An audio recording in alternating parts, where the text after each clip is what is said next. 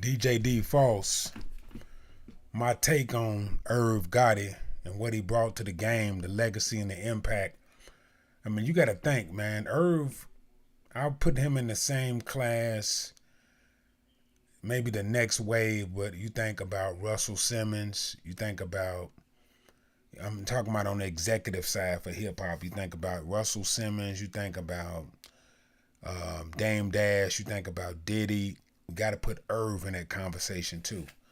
You know, if we did a top 20, top 10 hip hop executives, you got to put Irv in that conversation, just for his legacy, for his impact, for what he brought to the game. He started out as a DJ. A lot of people don't know that he was DJ Irv from Queens, but he came from that old school mentality where you work your way up. He's finding talent. He's putting people on. I mean, you think about, we wouldn't have, well, you think about these artists. You think about Ja Rule, you think about Jay-Z, DMX, just to name a few. We wouldn't have those if it wasn't for Irv. If Irv didn't do his thing. I mean, Irv made the trend, like, here go an early picture with him and DMX. I mean, this is early in the game. But Irv did the A&R work, even before he had a label.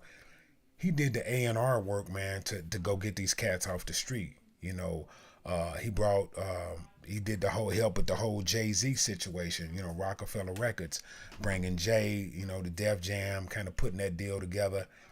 And then later on, when he, you know, for his work he did, bringing Jay to Def Jam, and he kind of got a position. He wanted to sign DMX. They didn't want to sign DMX. So he politicked with Rough Riders, DNY and them, to kind of finesse that whole DMX situation. You know, DMX first album, As Dark as Hell is Hot, went through the roof. I think it might have been 10 million, don't quote me, that was somewhere, it went through the roof. But Irv kind of put that situation together. He was behind the, the scenes of connecting the dots, bringing X from Yonkers to that, to that whole, he wanted to sign X. He started out with Mike Geronimo.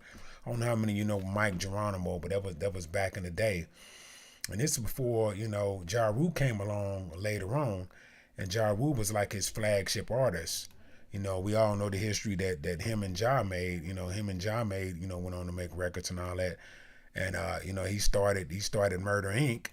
And that was a whole nother thing when he started Murder Inc. Now Ja was his flagship artist, but Irv, a lot of people don't know Irv was a co-producer too. Irv was a co-producer. He produced it's a record on Jay-Z's first album called Can I Live? Huge record, Can I Live? Irv produced that. A lot of people don't know that. And what really propelled Ja into the situation to get a good look is that Irv produced Can I Get a what? That record with Jay-Z, huge record, but that got put on the Nutty Professor soundtrack. Remember the first Nutty Professor movie? That got put on the soundtrack, right? And so that gave Ja a good boost. That gave him a good look. That kind of propelled him. And so then it was like, okay, Ja, what you gonna do now? You out there by yourself. Okay, you can't live off Jay's back. What you gonna do now? But that paved the way for Ja to put his first album out. I can't think of it. It started with 3 V's. Vinny. I can't think of the name of it, but that kind of set the groundwork for that. And then Jay and Ja came with the Holla Holla and all those type records. It kind of put him on the spot. I think that album did like 3 million. But we going on. X did like 10. Ja did like 3. So Irv was real instrumental in the connections he made. And of course later on, he came with Ashanti. That whole wave. And they went somewhere else. I think Ashanti was kind of like, wanted Ashanti to be like the Mary J. Blige of Murder Inc. And she kind of had that vibe. They was mixing hip hop, R&B, and stuff like that. Of course, we know Irv was kind of messing with her towards the end. It got kind of bitter. They fell out or whatnot. It got kind of ugly at the end. And I think Irv said that he was just upset because she didn't want to rep Murder Inc. no more. But she was moving on with her life, man. You know what I'm saying? Hooking up with Nelly. Just moving on with her life. I think Irv had his chance, but he kind of messed that up. And so, but then we all know about, Irv getting into it with 50 now. You know what I'm saying? That was because Irv was cool, with Supreme. You know what I mean? that whole situation, Supreme and Irv, and how it started was, I think, 50 came out with the record Ghetto Quran, right? And he was, mentioning a whole bunch of stuff on Ghetto Quran that was kind of, kind of stuff you shouldn't be talking about. You know what I mean? So that kind of led to a whole nother thing, a whole nother beef. And Supreme had beef with 50. You know what I'm saying? Because of that, and so that kind of led to them kind of getting into it. But Irv had kind of linked up with Supreme. I think Supreme was kind of the money behind Murder Inc., kind of putting money into Murder Inc., trying to legitimize what he was doing. We all know, Preem was a big D boy from the streets, so he was trying to legitimize his operation. But 50 came out, and 50 was banging on him, man. You know what I'm saying? And 50 came out in a time where he wasn't a top dog, but he wanted that spot. You know what I'm saying? And who was in the spot at that time? It was Ja coming out with the records and all that, with the girl records and the radio friendly records. But then 50 wanted that spot. 50 like, no, I want that spot. So he went after the big people in the market at the time, and that happened to be Murder Inc. And we all know how that went. We all know who that went, But 50 Preem and Irv, this was this whole beef going from that. And it just kind of got ugly, man. You know what I'm saying? And 50 was on a mission to take out Murder Inc. And he pretty much did. You know what I mean? We know Ja's career was never the same after that, and then Irv went on to do other stuff. He still kept building Murder Inc. And but then later on, we know, Irv Gotti, he kind of got, hold on just a second, he kind of got sidetracked. Well, he got popped, he got arrested because this whole thing with the indictment and all that stuff like that. They had raided the offices, and him and his brother kind of got popped. They was living off the whole Murder Inc., Irv Gotti, that whole vibe, right? And they got investigated, I think, being tied to Preem and all that. So that kind of took a blow on them. You know what I mean? That kind of took a blow on Irv and the record label, and kind of a setback. You know what I mean? Kind of a setback. We know he signed Llyod too. The young crooner.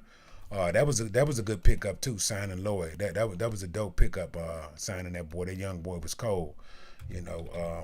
The boy was Sunshine and Get It Shorty, and I think Ashanti was on his first record, that Sunshine record and all that. But Llyod was a cold boy. You know what I'm saying? I think something really could have happened with that. But I think they kind of got into it and fell out. Him and Irv.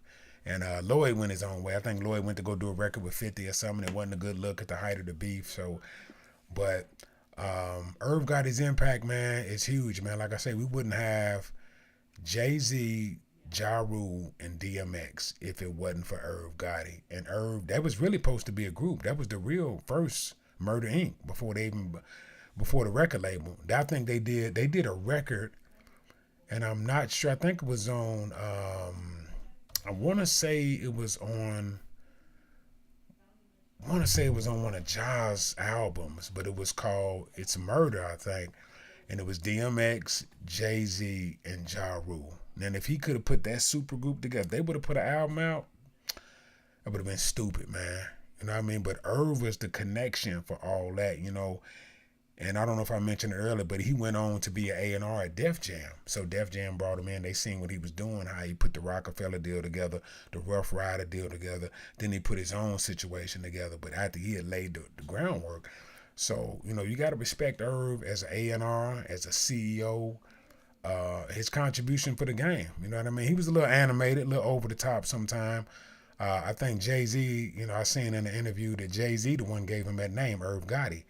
He was Jay-Z was kind of clowning him, man, like, hey man, your name is Irving. How hard can you be? You know what I mean? He said you need a tough name like Irv Gotti or something like that. So that name kind of stuck with him. BET got if you got BET Plus, it's a subscription, but they got a real good series called the Murder Inc. story, or it's something like that about Murder Inc., but it's all about that whole foundation.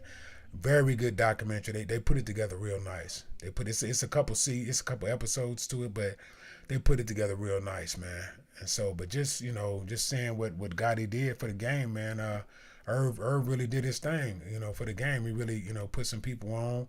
He made his stamp in the game. He made a mark, man. It's a short that he had an untimely death. Health caught up to him. The boy died at 54, man. You know what I'm saying? I'm 53. I'll be 54 this year. So the boy died early, man. So, but just, salute to the game, man. Salute what Irv did for the culture, what he did as a producer, A&R, CEO, how, his tenure at Def Jam, the things he was responsible for at Def Jam. So, salute, man. Irv Gotti, man, for sure. DJ D Falls, man, just my commentary, my take on that whole Irv Gotti situation, man. His legacy, his impact, what he did for the game, man. Peace.